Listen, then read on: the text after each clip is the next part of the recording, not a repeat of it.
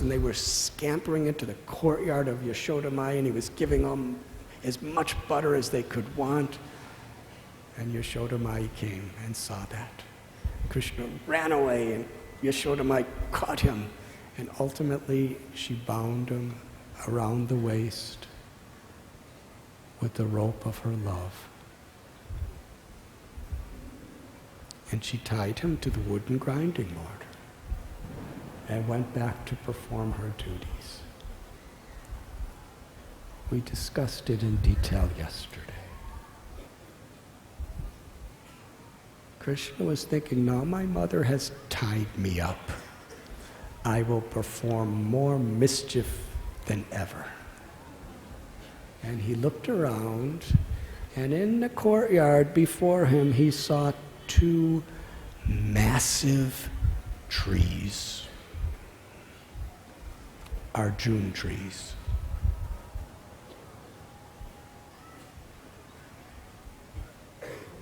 When Krishna, just a little child, he cast his glance upon these trees. He was remembering the history of these trees. 100 celestial years before, Narada Muni happened to be walking around the area of Kailash in the heavenly worlds.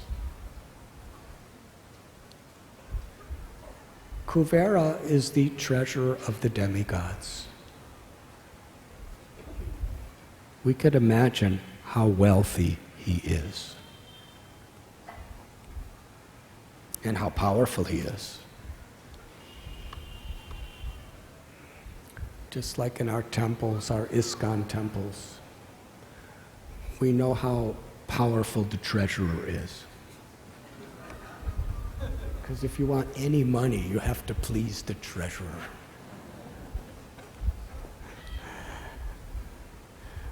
Well, he's the treasurer of all the heavenly worlds. So he's very famous and very affluent, and he had 2 sons, Nala Kuvera and Manigriva. And born and raised in such luxury and fame, and they were demigods themselves. Their bodies were beautiful and handsome and youthful and strong and so attractive. Queen Kunti prays there's 4 great defects to pure devotional service: beauty, knowledge, fame, high education, high birth. Because they have a tendency to make us proud. When you're proud, then you're envious of people who have more. You're condescending and arrogant of people who have less. And you're fearful and competitive about people who have about the same. It's a very disturbing lifestyle.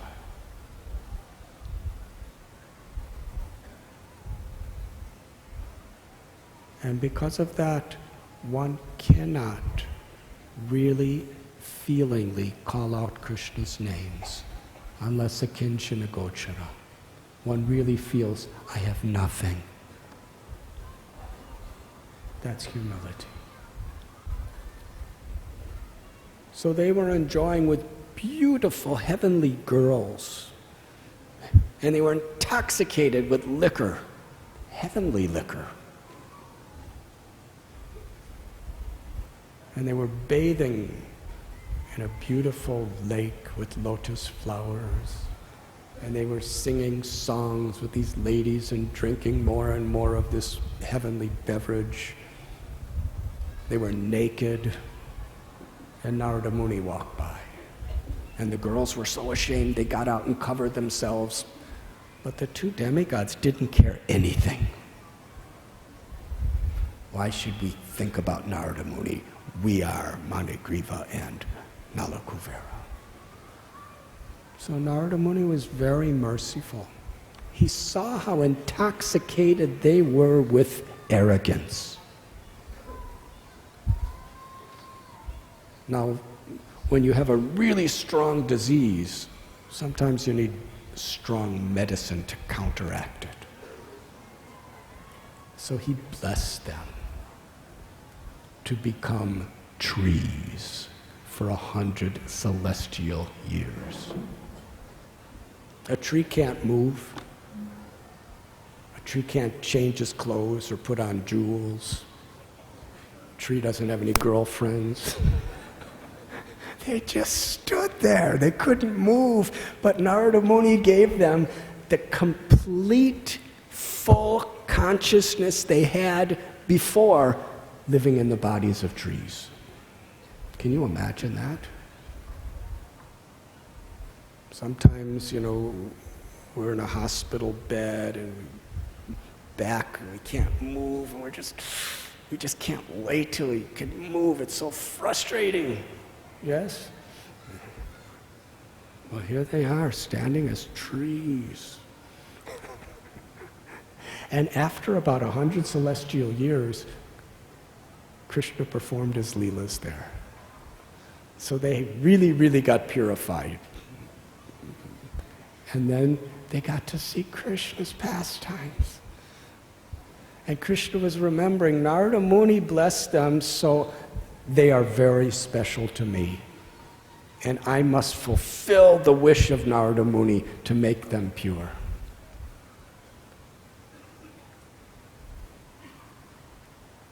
That's how important it is to receive the blessings of great souls.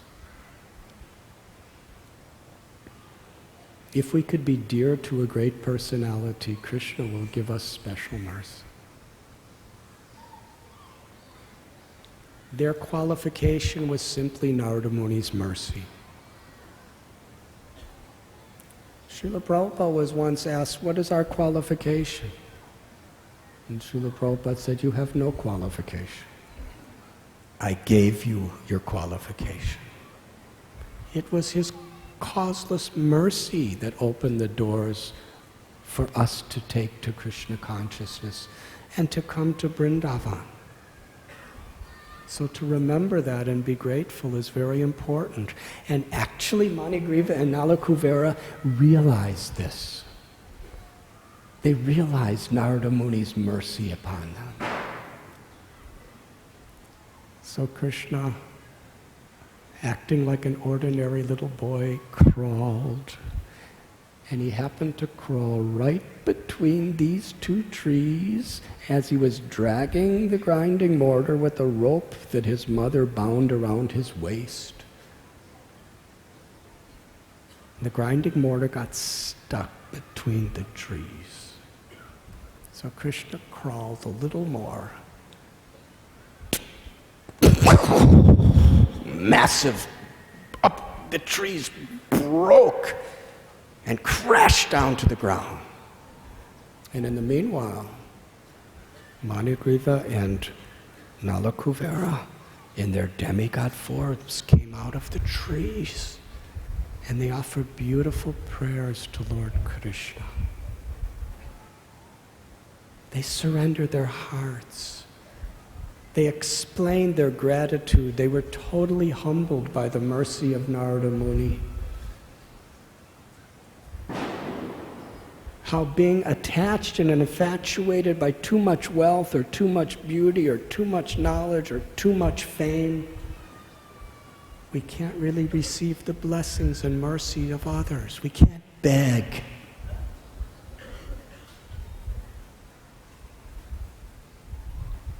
They begged. They concluded their prayers by begging from Krishna. The only thing we want is to always remember you and always be engaged in pleasing you by serving you with pure devotion.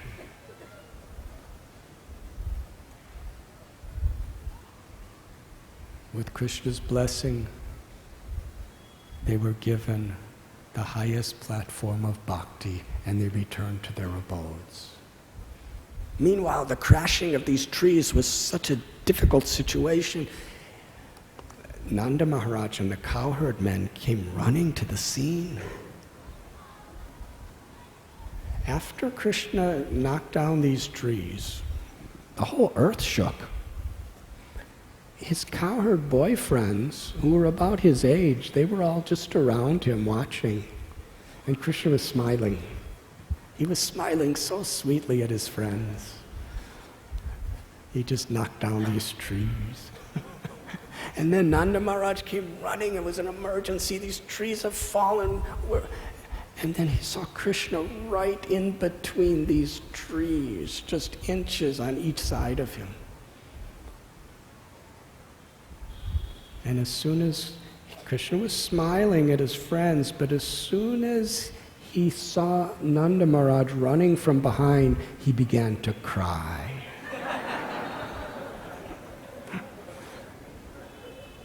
Krishna's Rasa Vihari. He knows how to churn the love in every one of his devotees in a perfect, unique way. So Nanda Maharaj sees Krishna between these two trees that have just fallen and shaken the earth, and Krishna's crying, and Nanda Maharaj unties the rope around Krishna's waist, and he picks up Krishna, and he said, Nanda Maharaj already knew what happened, because Yashodamai told him. But still he asked, who is the person who has done this to you? And Krishna had tears in his eyes. He said, my mother did it.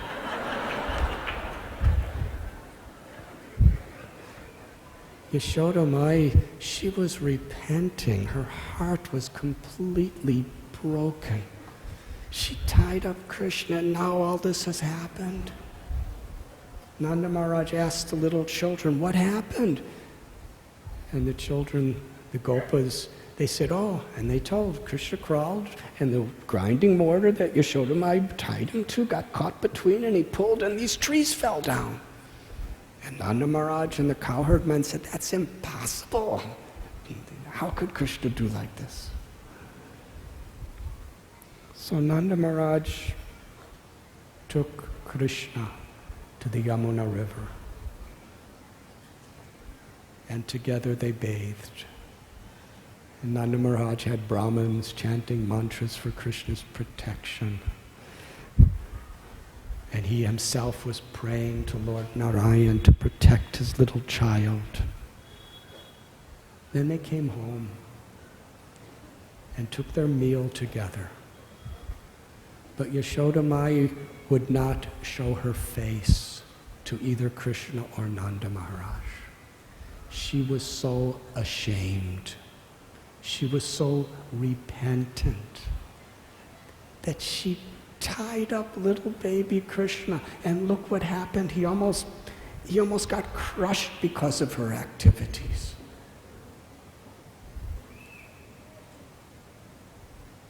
She felt completely at fault. She was simultaneously ashamed to show her face to Krishna, and she was almost dying of separation from Krishna. So Nanda Maharaj and Balaram and Krishna, they ate their meal of prasad, and then they took rest for some time.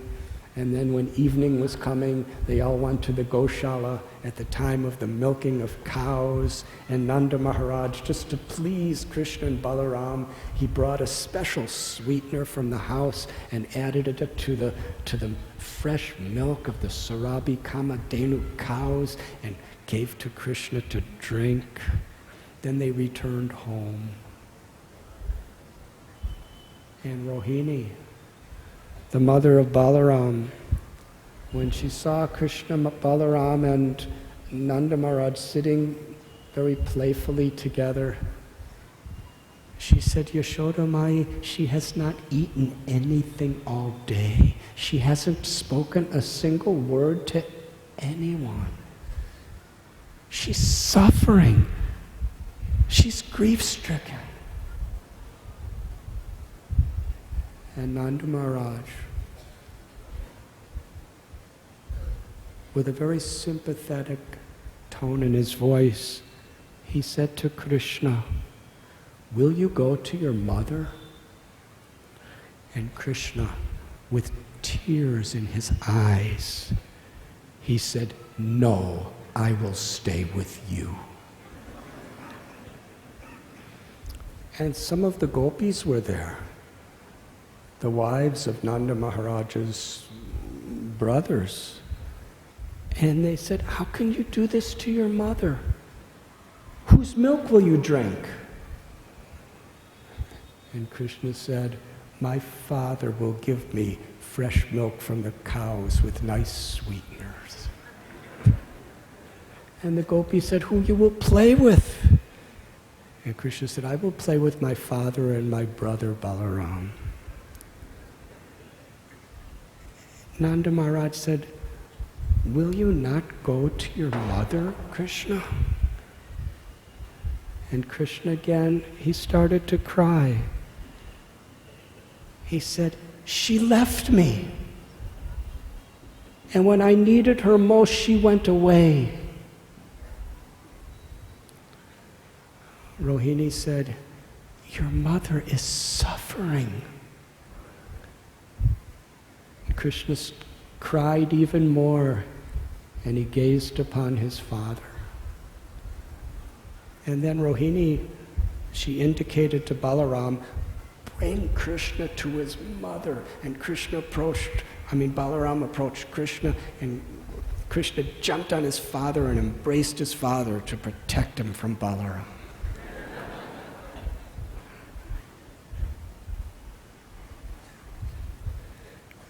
Nanda Maharaj,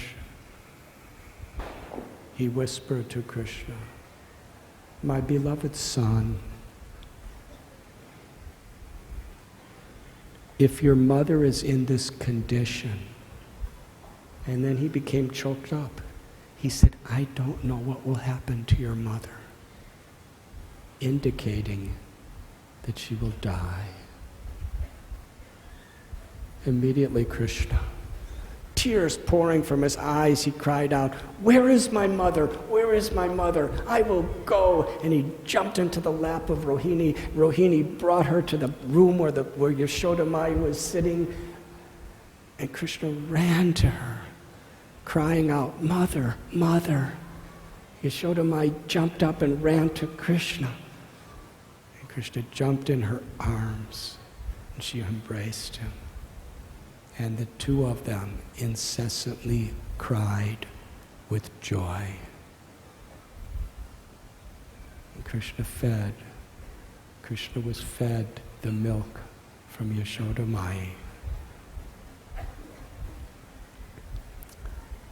On this day, the gopis gave Krishna the name Damodar, one who is bound by the waist, by the love of his mother. In Damodarastakam, which we will be singing very soon, Satyabrat Muni, the author, he concludes these prayers, "I offer my obeisances to that rope, the rope of the love of the devotee that binds Krishna. And I offer my obeisances to Srimati Radharani, who is the supreme origin of that rope. She is Vrindavaneshwari. Everything in Vrindavan eternally is created simply to facilitate the love of Sri Radha for Krishna. And every living being in Vrindavan for all of eternity experiences ever increasing ecstatic happiness just to participate in the beautiful love between Krishna and Sri Radha and Sri Radha and Sri Krishna.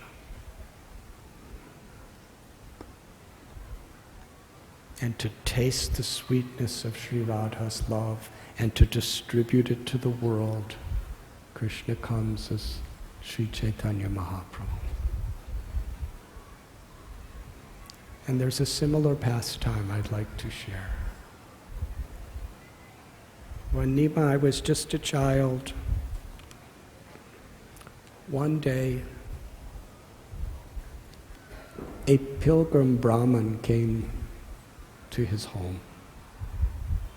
This Brahmin was a very pure devotee. He worshipped Gopal, Krishna.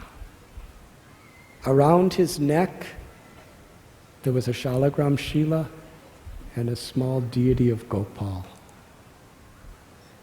And he was constantly remembering Gopal through constantly chanting the 6-syllable Gopal mantra. And Jagannath Mishra, when he came to his house as a beggar, Jagannath Mishra could recognize that this is a very pure devotee. So he welcomed him in his house, he washed his feet. He said, "Where are you from? Where is your home?" And the pilgrim said, "I don't have a home. I wander wherever my heart takes me." Jagannath Mishra said, "That is the good fortune of the whole world, that you wander around like this to purify and bless us all. Please cook food. We will prepare the kitchen for you." So he was very happy.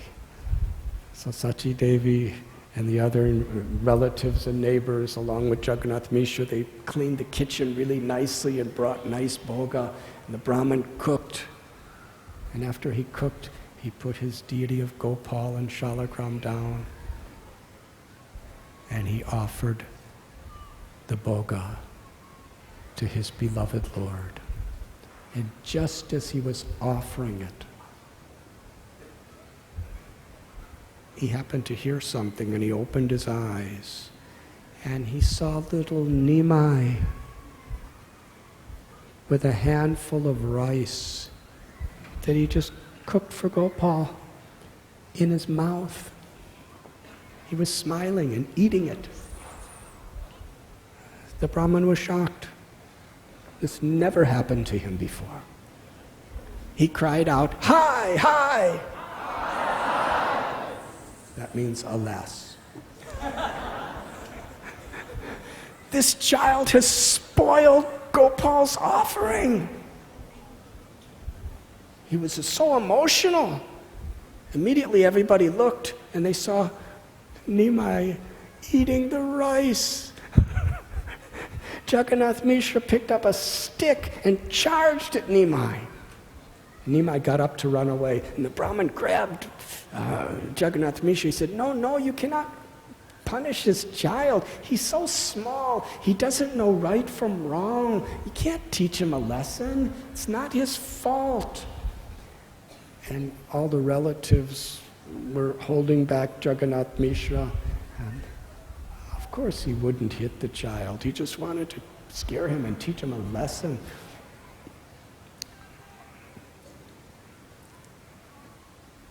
They begged the Brahmin, "Cook again. We'll clean everything up, because Gopal's offering is spoiled. Cook again." He said, "I already cooked once. It is not my destiny to eat nice rice and other bhoga. Prasad. Just bring some fruits and roots and I'll be happy." And they begged him and begged him and begged him until he said, "All right, I will cook again." So they cleaned the kitchen, they brought new food.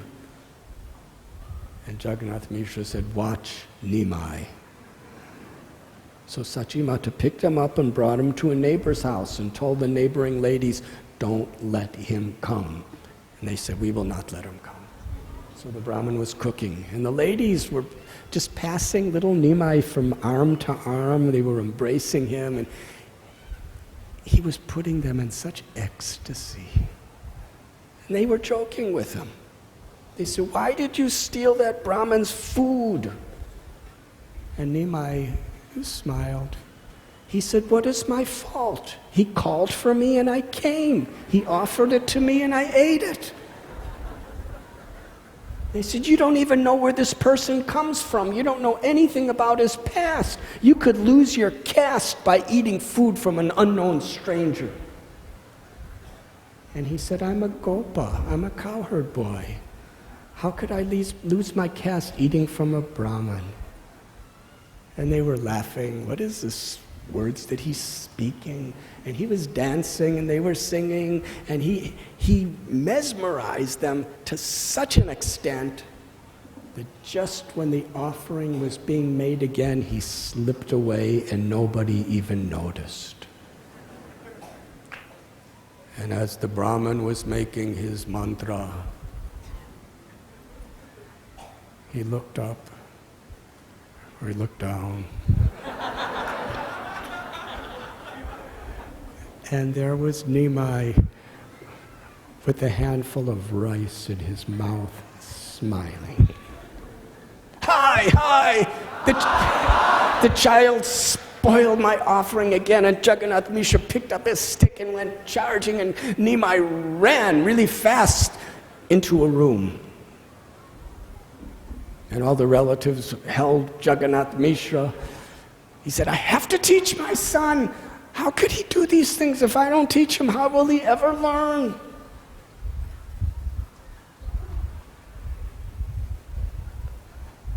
And they all begged the Brahmin to cook again. The Brahmin said, "It's already too late. I will not cook again. Please, just bring me some fruits and roots. That's what I eat in the jungles." Jagannath Mishra sat with his head in his hands in total grief. Then Vishwarup entered the room, Nimai's brother, who's an expansion of Lord Balaram, Nityananda Balaram.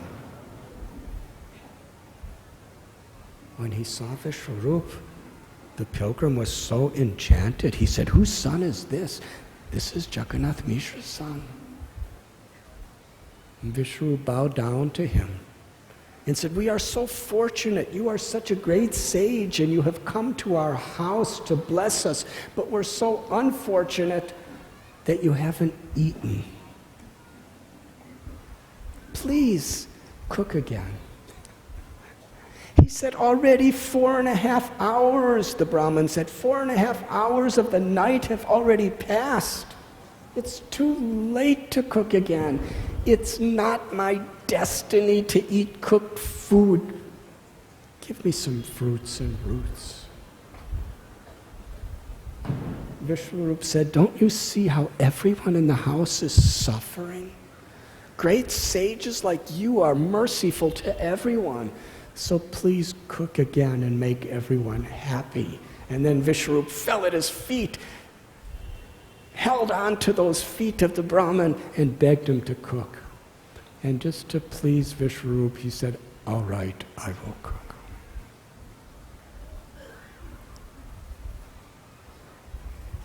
Jagannath Mishra said, "Bolt the door in the room that Nimai is in."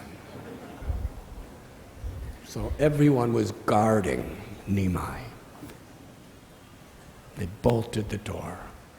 And the lady said, "He's fast asleep. There's nothing to worry. Still, guard him." So it's the middle of the night. Brahman cooked. He chanted the Gopal mantra when it was time for the offering. And little Nimai, he heard his name.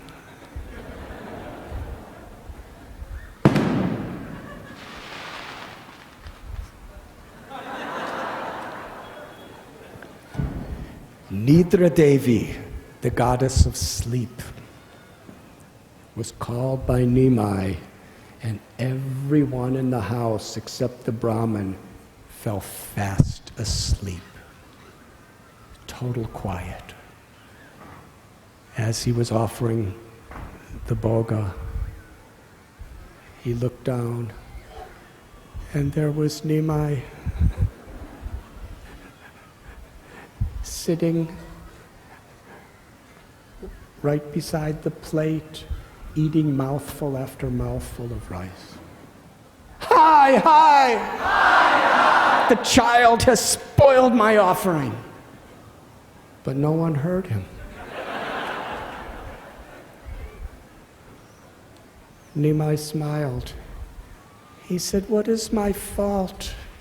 You have called me by my name, and I came to accept the offering. Birth after birth, you are my devotee. And birth after birth, you have called me, and I have come to accept your offerings. You don't remember, but I'll remind you. You were a pilgrim Brahmin long ago, and you came to Gokul, to the house of Nanda Maharaj. And you made an offering just like this, and I came and ate your offering and spoiled your offering just like this at that time." He said, "I am that Gopal that you are calling."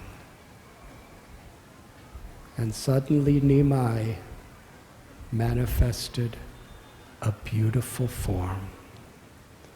And he told the Brahmin, "See."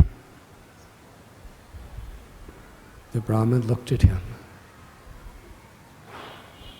His complexion was like a freshly formed monsoon rain cloud. His eyes were like fully bloomed lotus petals. In 4 arms, he was holding a conch shell, a lotus flower, a club, and a chakra. And then 4 arms manifested. 2 were playing a flute. And the other 2, in one hand was the pot of butter, and the other was eating that butter. He had a peacock feather in his hair, a beautiful Kostubamani, Vajayanti Mala. And the Brahmin saw, "It is my beloved Gopal." He saw a magnificent Kadamba tree. And behind he saw the flowing of the river Yamuna, the forest of Vrindavan, limitless chirping birds. He saw gopis and gopas and cows. Everything he meditated upon was now manifested before his eyes. In ecstatic love, the pilgrim fell to the ground unconscious. And Nimai, in this beautiful darshan, he touched him with his own hand, and that touch just electrified him with the ecstasy of grace.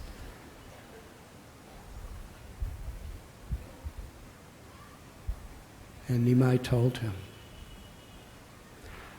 "Do not tell anyone what you have seen as long as I am living within this world. I have incarnated to begin the Sankirtan movement of the congregational chanting of the holy names.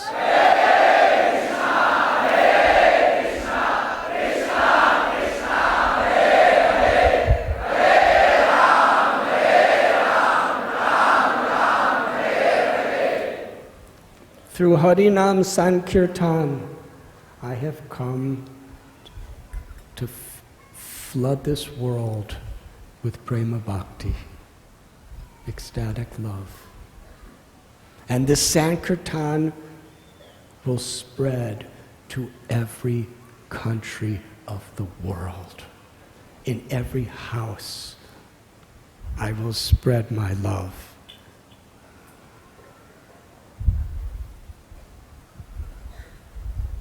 And then he told the Brahmin that you stay here in Navadvip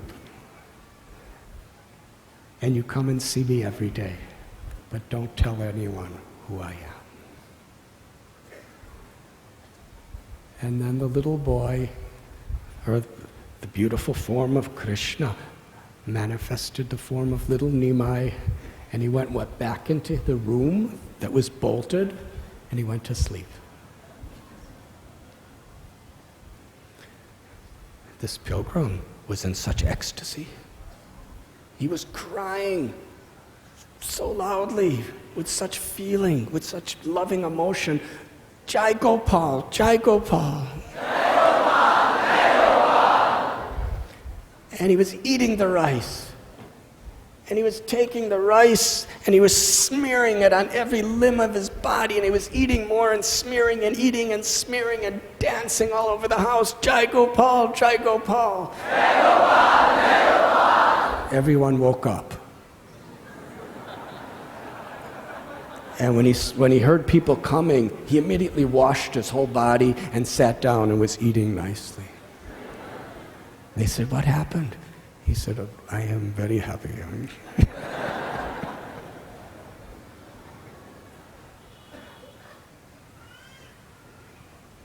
Vrindavan Das Thakur tells, anyone who hears this beautiful pastime with faith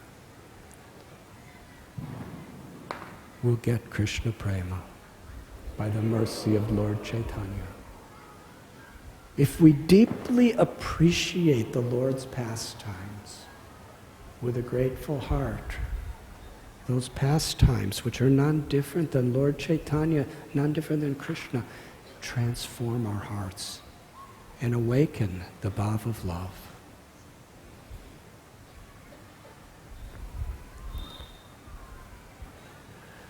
One day in Gokul, an elderly lady, she had no education, she had no caste. She just would collect fruit from the forest and go village to village to try to sell her fruit. So when she came to Gokul, she cried out, "I have fruit, does anyone want to buy?" And little Gopal, he was just a child, running around and playing with his friends. He was seeing so many times his mother was bartering grains for other articles.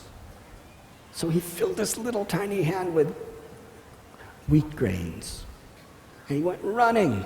And as he was running, because his hand was so small and so soft, the grains were falling from between his fingers and from all the sides. And when he finally came to the fruit vendor, there was only one or two little tiny grains in his hand, and he smiled at her and said, "Give me fruit, I will buy." His smile was so charming, so beautiful.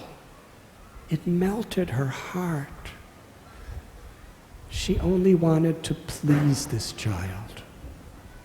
She said, "I will put as many fruits as you could carry in your hands." And little Gopal opened his hands and she filled it with fruits, and then he held out his arms and she filled his arms, and he smiled at her and ran home. She was so happy. So happy, she just wanted to get more fruits to bring to the child. What happened is, because she satisfied Krishna's wishes, her basket was overflowing with the most precious jewels. Emeralds, rubies, diamonds, pearls. She was a billionaire. But she didn't even notice it. She just was eager to get more fruit for Krishna because she saw it made him happy. So she picked up her basket. She didn't notice the weight. She ran back to the forest, ran back to her little hut, went to gather more fruit. When she went to put the fruit in the basket, she saw the basket was filled with jewels. She just dumped the jewels aside and filled her basket with fruit and ran back to Gokul and cried out, "Gopal, Gopal, I've brought you more fruit." And Gopal came and smiled upon her. That smile is the ultimate wealth. Prem Nidhi, the ultimate treasure, is when Krishna smiles upon us. Samsiddhir Haritoshanam, when Krishna is pleased. Because that's what prem is, to please Krishna. And Krishna's only pleased by our love.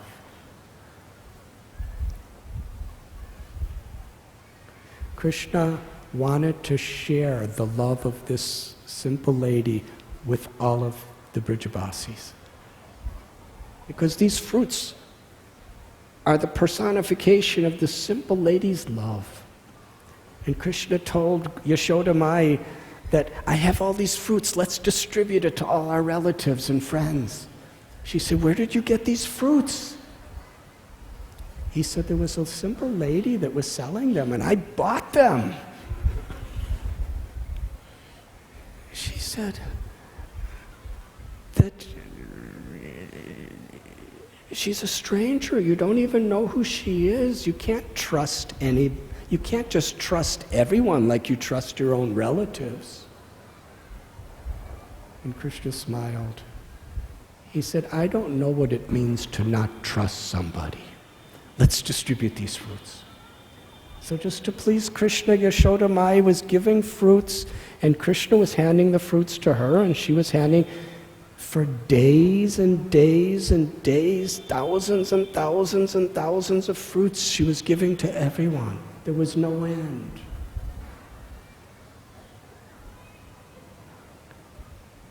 Krishna loves to distribute the love of his devotees.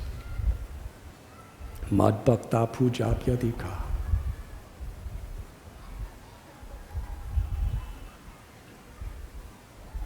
What is real wealth? In Lord Chaitanya's pastimes, during the Mahaprakash Lila, Lord Chaitanya Mahaprabhu was fulfilling all the desires of his devotees. Radha Bhavaduti Suvalitam Nomi Krishna Swarupam. He's Krishna with the sentiments and complexions of Sri Radha, but in the role of a devotee. And only on the rarest occasions did he actually reveal his supremacy. And during these 21 hours of ecstasy, he sat on the throne of Vishnu and manifested whatever particular incarnation each devotee worshipped. To Murari Gupta, he became Ram.